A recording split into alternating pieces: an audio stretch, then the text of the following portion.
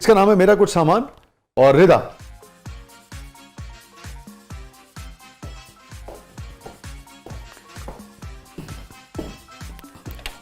खुलजा सिमसिम में क्या है? जादुई बॉक्स। अरे हाय हाय, बड़ा कुछ याद आ रहा है। खजाना है, खजाना यादों का। बता दूं? इसको देख के मुझे कुछ याद आया। रूही बानो जो एक्ट्रेस थी, हम उनके घर जाया करते थे। मैं और अस्मा ज़्यादा मैं कम, लेकिन वो इस तरह की जो टेपें थी ना अपने ड्रामों की फीते निकाल के उनके अपने दरख्तों पे लगाए होते थे उन्होंने लॉन में। वो सीन मैं कभी नहीं भूल सकती। अच्छा। तो ये देख के मुझे एकदम याद आया। वो ऐसे खींच के ना फीते, तो पूरे दरख्त ना उनके लॉन में उस पे ऐसे ऐसे लगे होते थे। तो ये reminds me of that. Master ने साथ नहीं दिया रूही की जिंदगी पे। तो मैंने कहानी भी लिखी है ना, कुत्तों की दुनिया। वो एक कुत्ते के साथ रहती थी ना आखिर में, अपने साहबजादे की डेथ के बाद ना। हाँ, तो आखिर में मैं और अस्मा ये डरते थे कि ये कुत्ता इसको खा जाएगा, क्योंकि वो इतना भूखा था। तो हम डरते थे हर वक्त। तो ये जो सीन देख के ना मुझे रूही का दरख्त याद आ गया जिसपे ये फीते अपने। मैंने पूछा ये तुमने कौन से ये क्या है? कहती थी मेरे ड्रामों के फीते हैं ये। कितना खौफनाक मंजर होगा। मैं जो आप बयान कर रही हैं, आप सोच मैं तो तसव्वुर करके दहल गया हूं। आप कभी वो अफसाना पढ़े हैं? अब क्या बताऊं, मैं खुद सोच के मुझे लगता है कि गुलजार की फिल्म मैंने तकरीबन लिख दी है। वो इसने ऐसे मैंने उसको डिस्क्राइब किया उसके घर को कि क्या वहाँ मंजर था। ये जो इमेज है, इतनी बड़ी आर्टिस्ट और उसने अपने काम के फीते जो है निकाल के इसमें से निकाल के ये ऐसे लटक रहे होते थे, और उस पर लिखा था दीवार पे नुस्खा है वफा। Very sad. अल्लाह ताला उन्हें गरीक रहमत फरमाए। उनकी तो बहुत अलमनाक मौत भी और जिंदगी भी थी।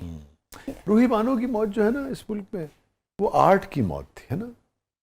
देखिए उनके घर में गैस हर वक्त खुली होती थी, सुई गैस। और मैं कहती थी ये इसको गैस चढ़ जाएगी, ये मर जाएगी। तो जब जाओ गैस खुली हुई है, वो बंद ही नहीं करती थी। तो मतलब इतनी बातें हैं, आपको क्या बताएं। लेकिन बहुत दुख है।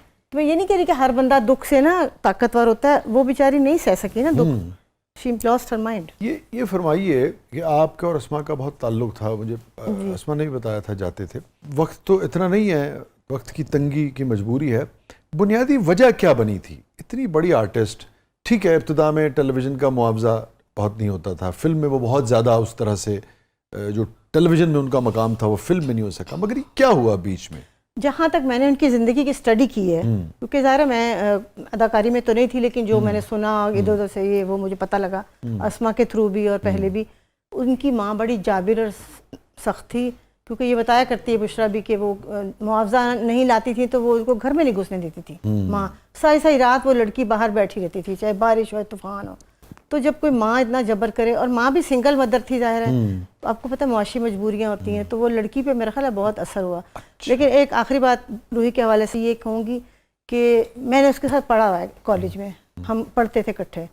तब भी मैं उसको बड़ी ऐसे देखती थी कि ये लड़की क्या है, ये क्या चीज़ अजीब खोई सी वो थी, अकेली खड़ी है दरख्तों के नीचे कॉलेज में। तो मैं जब से मुझे हॉन्ट करती थी। फिर बाद में तो खैर वो एक्ट्रेस बन गई। ना सो याद आ जाती है,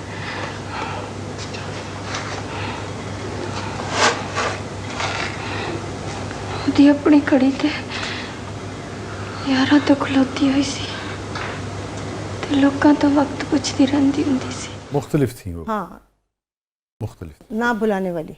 ना भुलाने वाली। स्टे विद अस नाज़रीन, कहीं नहीं जाइएगा, बस ज़िंदगी है। और हमारे साथ मौजूद हैं बख्त अली खान साहब, हमारे साथ मौजूद हैं मोहतरमा नीलम अहमद बशीर साहब। नाज़रीन ज़बरदस्त में एक बार फिर खुशामदीद। और क्या है रिदा प्रोग्राम किस मतलब है जी? अब हमारा सेगमेंट है ज़बरदस्त पब्लिक सब जानती है, तो आइए देखते हैं पब्लिक आपसे क्या जानना चाहती है। तो बढ़ते हैं पब्लिक की तरफ। जी, इससे पहले मैं रूही बानो के बारे में एक बात और कहना चाहती हूँ कि क्योंकि मैं उनसे मिलती थी और अस्मा बहुत मिलती थी। वो एक गाना गाया करती थी जो उन्हें बहुत पसंद था, और उनकी आवाज़ बहुत अच्छी थी। कौन सा? वो गाती थी जिंदगी तमाशा बनी, दुनिया दा हासा बने। यार अगर आपको याद हो तो रूही बानो को इस बहाने। जी मैं वैसा तो नहीं गा सकता, पर एक छोटा सा ट्रिब्यूट फ्रॉम माय साइड, एक लाइन अफशा साहब के गाया है ना? जी अफशा जी ने उनको एक जिंदगी तमाशा दुनिया दा हासा बनी, किते भी न प्यार मिले जिंदगी तमाशा बनी, दुनिया दा हासा किते भी न प्यार जिंदगी तमाशा तमाशा बनी। जी, तो बढ़ते हैं पब्लिक की तरफ।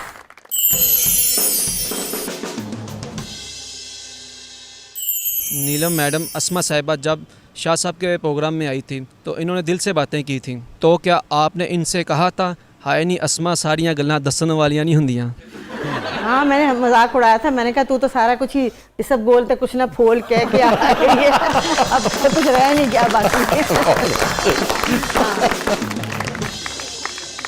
जी, मेरा सवाल बख्त भाई से है कि अब्बू से म्यूज़िक सीखते हुए कभी किसी लड़की का फ़ोन आ जाए तो आप डर जाते हैं या कहते हैं आप गाना शुरू करें मैं अभी आया? उससे पहले बेटा अब्बू को बहुत फोन आ जाते हैं। बहुत ही खतरनाक सवाल पूछ लिए इन्होंने। हाँ, तो वो उस टाइम अब्बू के सामने तो पहली तो बात है फ़ोन यूज़ कर ही नहीं सकते। अच्छा। तो वो सख्त स्ट्रिक्टनेस है, अगर मैं वैसे भी उनके बैठे हुए यूज़ कर रहा हूँ हाँ। तो वो गुस्से में आ जाते हैं। नहीं, बहुत अच्छी बात है यार। तो अब्बू को भी तो सारे जहान से फोन आते हैं। जी बिल्कुल, आपको पता है उनकी फ़ैन फॉलोइंग एक बड़ी ह्यूज फ़ैन फॉलोइंग है उनकी।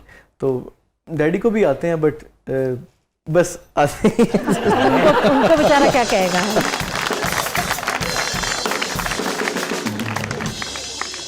जी, नीलम मैडम, बुशरा अंसारी साहबा का कौन सा काम जो आपको पसंद ना आया हो और आपने कहा नी बहने तू एक ही कीता?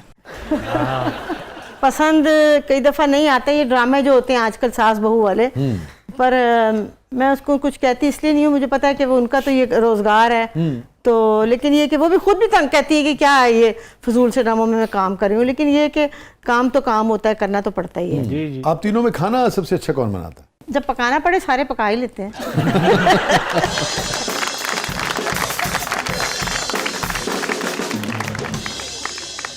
और ज़ारा साहबा का काम कैसा लगता है आप?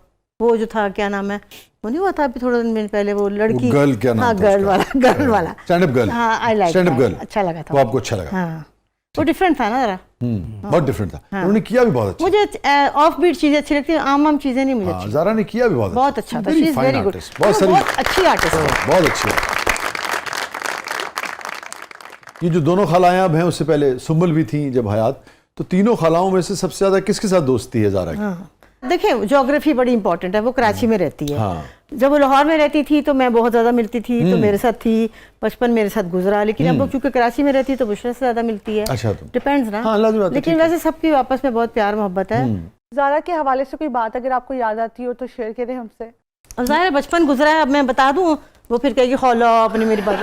वो जब छोटी सी थी ना तो फिर मैं उसको खिलाती थी, जैसे ऊँटे माई है ना तो खाला, अभी ऊँटे गोडे रह गए ना, वो तो गोडे ठीक सा नहीं। मैं उसको कहानियाँ सुनाती थी, कहानी तो वो बड़ा हंसती थी। जैसे कि एक मक्खी आई, मक्खी ने खाना खाया, फिर वो हवाई जहाज में बैठ गई, फिर उसने कहा कि मैंने ऐनक लगानी है, जो मेरे मुंह में आता था वो बड़ा हंसती थी। अभी भी आती खाला, जो आपकी जो है ना स्टोरियाँ जो है ना, मैं उसको स्टोरी सुनाती थी, उसको बड़ा मजा आता था। आपने कहा नहीं मैं तो हुई कहानीकार। हाँ, मैं तो हुई कहानीकार, लेकिन उस वक्त बेबी थी, उसको पता नहीं था। हाँ। 2-3 साल की थी तो खेलती थी मेरे साथ। मगर उनको याद है, वो बड़ा याद करती कि आपकी वो कहानी है, आपकी वो कहानी है, ऐसे उल्टी सीधी जोड़ जाड़ के ना कहानियाँ हाँ, कुछ उसको भी। सुनाती रहती थी।